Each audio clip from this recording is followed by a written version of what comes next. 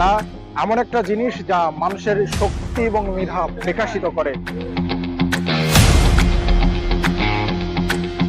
হাতে বল, পায়ে বল, মাথায় বল, ফুটবল। আর এই ফুটবল খেলা অনুষ্ঠিত হলো গাইবান্ধার গোবিন্দগঞ্জ জেলার রাখালপুর ইউনিয়নের চকমাকড়া আদর্শ গ্রামের উদ্যোগে। এই ফাইনাল টুর্নামেন্ট আজ অনুষ্ঠিত হলো।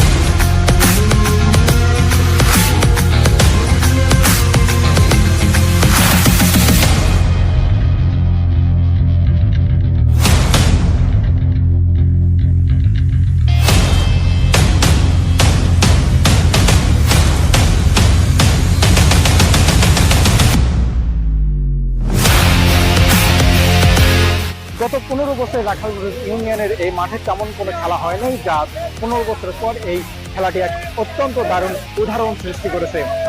হাজার হাজার দর্শক এই মাঠে উপস্থিত ছিল শুধুমাত্র ফুটবলের 1 ঘন্টা খেলা দেখার জন্য।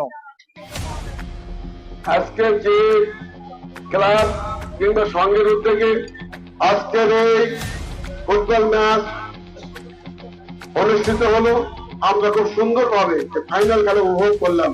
বিশেষ করে যে দুটি দল চূড়ান্ত পর্বের খেলা অংশগ্রহণ করেছিল, সম্ভবত সোনারতলা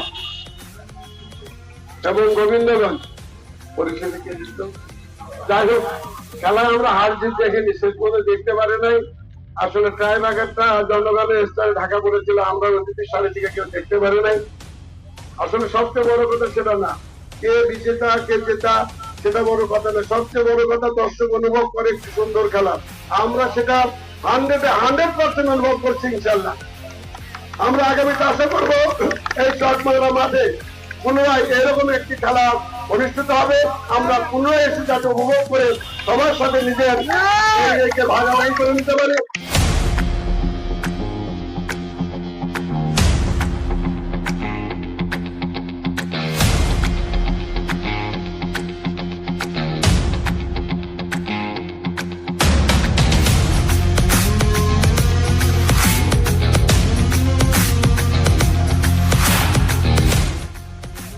ক্রিয়ায় শক্তি, ক্রিয়ায় বল, মাদক ছেড়ে খেলায় চল, এমন উদ্যোগকে সাধুবাদ জানাই আমি মন্য সরকার।